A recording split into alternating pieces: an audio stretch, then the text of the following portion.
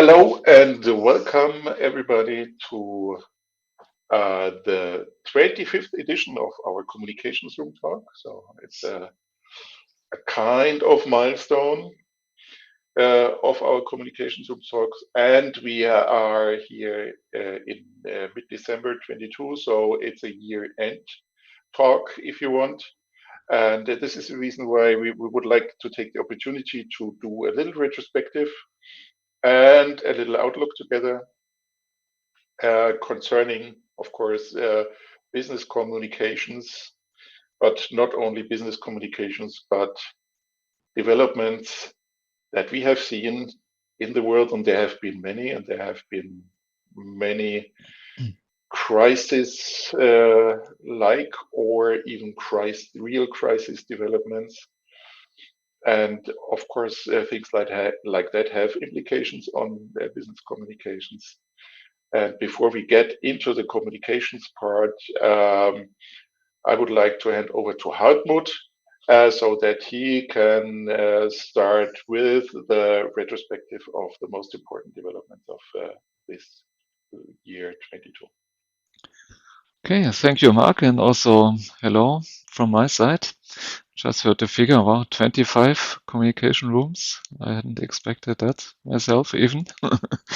So that's quite an achievement already, we could say, on its own. And this in this year where a lot of developments actually happened. Yeah, not all of them really positive, we could say, or not so positively perceived, probably by many companies and businesses, because that's the focus of this communication talk. It's about business communications. And what I actually heard most during this year when talking to companies is actually that they said, well, the pandemic was pretty simple. There we had just one crisis. But this year now we really have multiple crises and many things happening in parallel. So it's about inflation that is coming. It's about supply chains that are still under pressure or not working anymore. It's shifts and changing in international collaboration. It's also the war, but I think the implication, at least that's my perception of the direct implication of the war on the economy here in our region probably is not so significant, I would say, but all the things that happened around this war, and that's also changing the economy. This really has some impact. And what I also heard that due to this, actually communication is getting more important. So that's maybe a kind of generic statement, but I think it's also true, yeah, because communication includes so many elements of making sense of this what is happening around us. So that's actually an ongoing, a continuous task for all the companies at the moment to have this sense making in place. And what I think the companies that actually thrive in this crisis, where you might say that's maybe a surprise that also companies are successful, but there are companies that are successful, is my impression that they really have implemented this sense making in a proper way. So they made it like a daily exercise, ideally, and they already know how to deal with this crisis. And that's, I think, a skill that is getting more important. So being prepared for this crisis, because I wouldn't expect that it's getting less, probably it's even increasing more. Perceived crisis, and then having actually the communication modes in place to deal with it. Yeah. So every day to be able to adapt and accordingly and to interpret what is happening and what's the impact on the business and on customers in particular.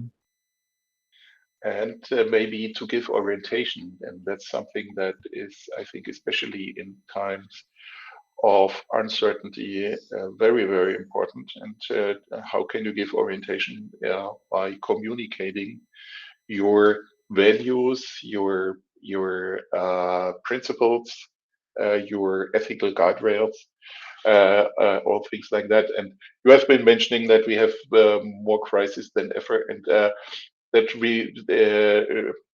brought me back to uh, even before Corona, people were talking about the VUCA world. Yeah, and at that time, what was uncertain at time, what was complex, what was ambiguous at time, what was yeah, I mean velocity, yes, but all the other things they were compared to what we have experienced in the last 2 years, peanuts maybe. Yeah.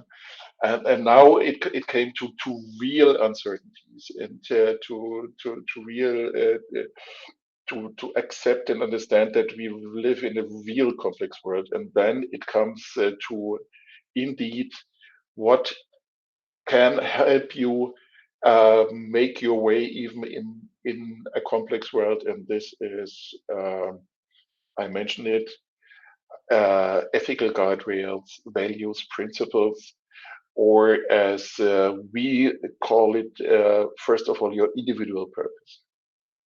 And from the individual purpose, we come to easily come to sense making and purpose for companies. And there's one thing that I think we can both agree that it's not only to develop such a kind of purpose and to have it internally, but that at least from company CEOs, it's more and more expected that they take a position in the public opinion world. Would you agree?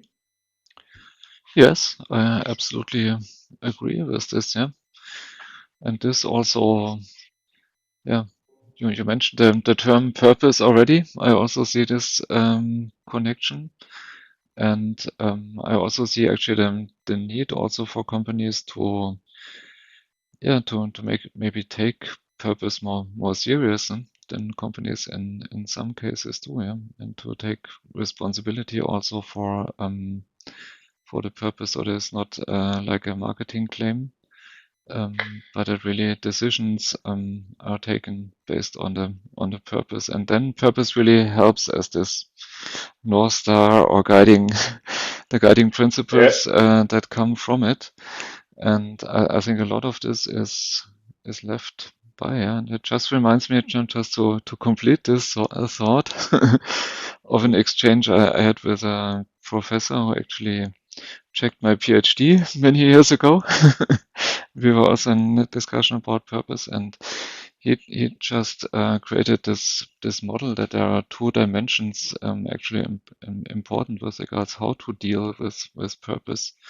And the one differentiation he made is actually to say, is it just like an intuitive or unconscious thing that you do, or is it actually a deliberate or an analytical principle also behind how you deal with purpose? And the other one, is it like an open thing, so like a provisional attitude to it that can change anytime, or is it more like a committed attitude that you have towards the purpose? And I think what's needed nowadays is actually this committed part, and also the deliberate and analytical part, actually. So to be really clear what the purpose is, and then also to act accordingly.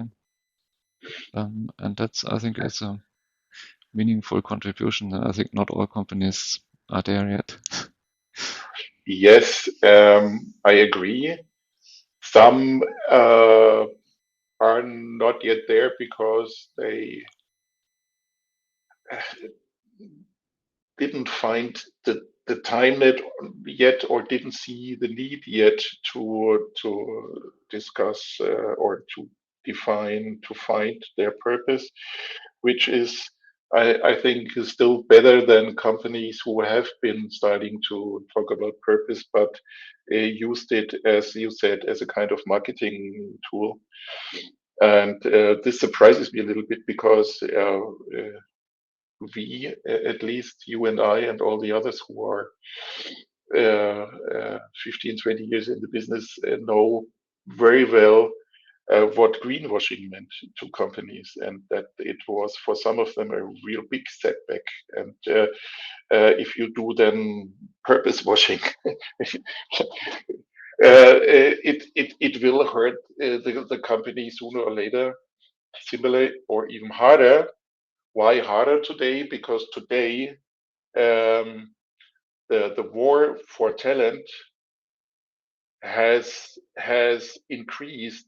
I think we have been talking about that decades ago, but this was again nothing against what is happening today, at least in Europe, where many companies are hardly struggling to find people, experts for open functions they have. And one thing to attract people today, even the younger ones, the Gen Z or Gen Z, as Americans would put it, uh, is to show them that what they would do in that company makes sense. uh, Makes sense in terms of how to ensure the future of mankind. Uh, um, and therefore, the question today is not whether or not to develop a purpose, but just how it would be implemented in a company that it can really be shown that this is done in a responsible and accountable way. Absolutely, yeah. And in this now, I mean, particularly bring the younger generations into the company. I think that's where you can see it already. There are a lot of members of the generation Z or Gen Z. Yeah, maybe to have this as a first priority when they choose a place to work for, yeah? And it's not the traditional things like payment or working for a well-known brand name or a large company that counts most. But it's more like I think the younger generation really takes this their own or the individual purpose, we could say, more serious maybe than it used to be with other generations, yeah, where other principles counted, yeah.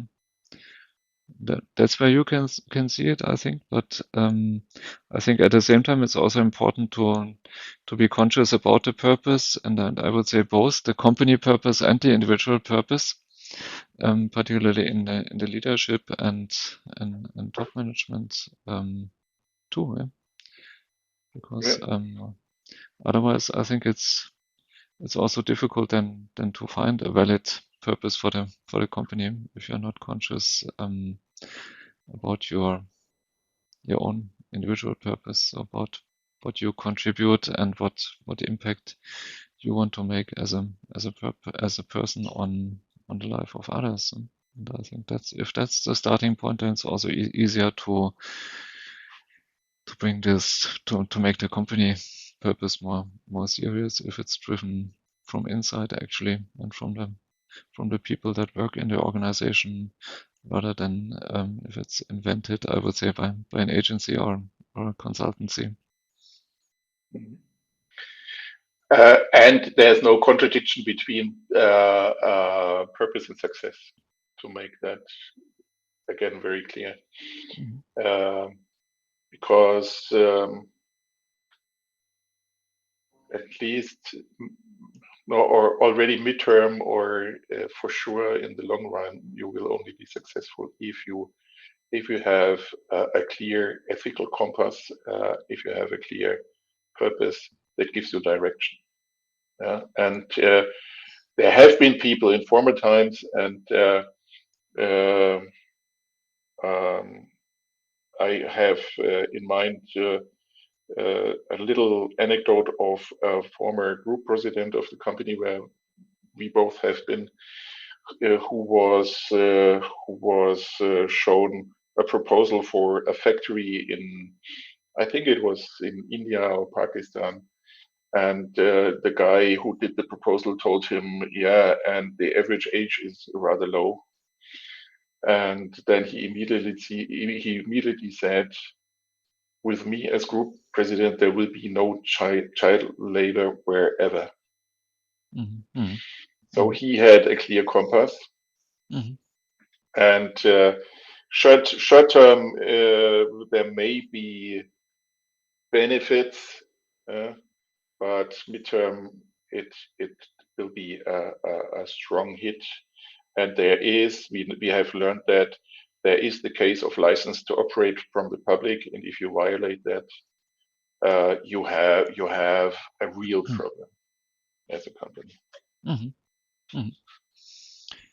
Yeah, and my impression also is that particularly for innovative companies, a lot of the new business models actually that come up, that they already have purpose, I would say, included them, so that many new innovations, I think that they're not done anymore just for profit, but also the social impact actually is at the forefront. And my impression really is then that also a lot of B2B companies now, for example, when they innovate, that they also think about how they can, for example, apply things like circular business models or regenerative business models. That this thinking comes in, yeah. So brings me actually to the idea that we could even say that there is like this social purpose of society as a whole, that is also getting more important as a driver through the changes that we have in society. So it's not only the culture clash that we also see, but I think the awareness of these topics is rising overall, I would say, and this creates this momentum also in society. I would agree, and I would really like to underline that. At least the people I have been talking to are exactly on that track. Like there is that social purpose or the societal purpose, uh, and they know it and they accept it, and they try to make their contribution to that, to a positive development of that societal purpose. And this is something that makes me, being at the year end and being looking at the new year, that makes me very optimistic about the future. If you innovate, like you said, for good purpose, for good reason, yeah, then mankind or humankind will overcome many issues that we may see today as high mountains that are hardly to to to get across. I'm convinced that we still have a livable future. And for example, I'm telling that my grandchild, who come from school and kindergarten and are afraid of the future, and I think this is completely the wrong way. You have to have a perspective, a positive perspective, and then you can have an individual purpose, a company purpose, a societal purpose that shows you a way, that shows you the guardrails, and then you can act according to those guardrails. And this, I think, is a very important thing, not only for me and my grandchild, but again, coming back to the Generation Z people who have, I think, that in their DNA already, and therefore it's important for companies as well. Mm, mm, Sorry for being a little bit pathetic, but it's important for me. Sure, yeah. And it also brings me back to the starting point somehow, because I think what's maybe really still missing is about being this consciousness about this topic of purpose in some parts of society, because I think my impression is still a lot of people are maybe on autopilot, and they do not think about this, and they're more in the consumption mode, you could say, and do not make up their mind yet. But once you start thinking first of all about your own purpose, and at least if you take a look what is happening in society, then I think almost only something positive can come out.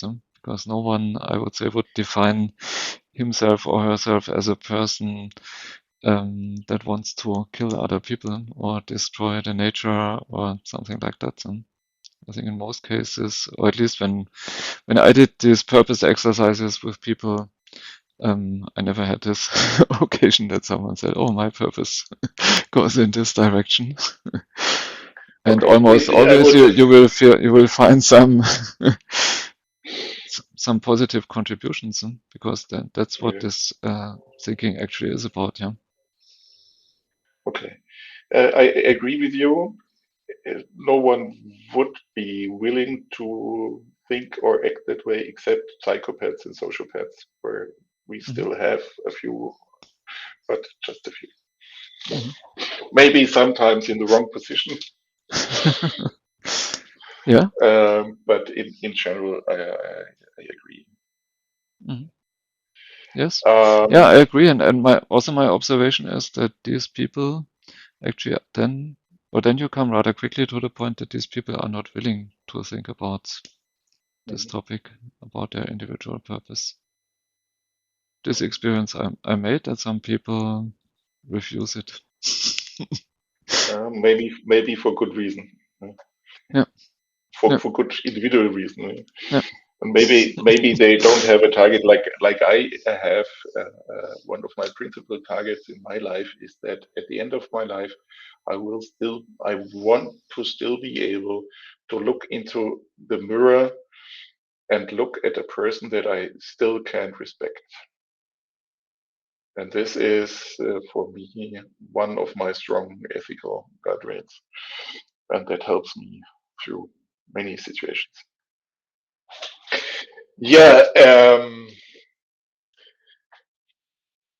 I would like to now come to year-end wishes. Let me put it that way. Yeah, because I think we have been covering the most important uh, points of why communications has become important and why communications will become even more important. And I don't want to bother you uh, who watch us now with the details of how to do communications. Maybe we do that in a next communications room talk or together on our Friday meetings.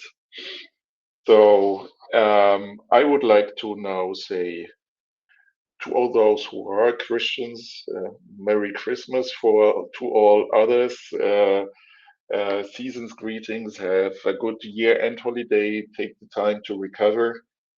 Have a great year-end party, and would like to wish you a happy new year. And I'm looking forward to seeing many of my friends, of our friends, seeing them, talking to them, having fruitful discussions with all of you. And thanks for being interested. Thanks for staying tuned with us, and all the best for the coming New Year 23. Hartmut. Yeah, I can't add a lot to this, I want to say. Thanks, Mark. I would say, yeah, keep up the communication, definitely. So that's a key component, I think, also of the festive season then that is coming. And talk to the people then that you are with and engage them in discussions, and ideally in optimistic discussions. I think that's also important to keep, or to keep a positive and optimistic momentum in these days. And I also would say use the time also to reflect and to be more deliberate about your own purpose. And I think it could be a good starting point also to think which components of your purpose you want to bring to life in the new year. I think, as I mentioned, I'm convinced this will create some positive things in the life of everyone who is doing this. Great final words, Helmut. Nothing more to add from myself. Stay tuned, Okay. stay healthy, and see you soon. Thank you all. See you in the new year. Bye. Bye bye.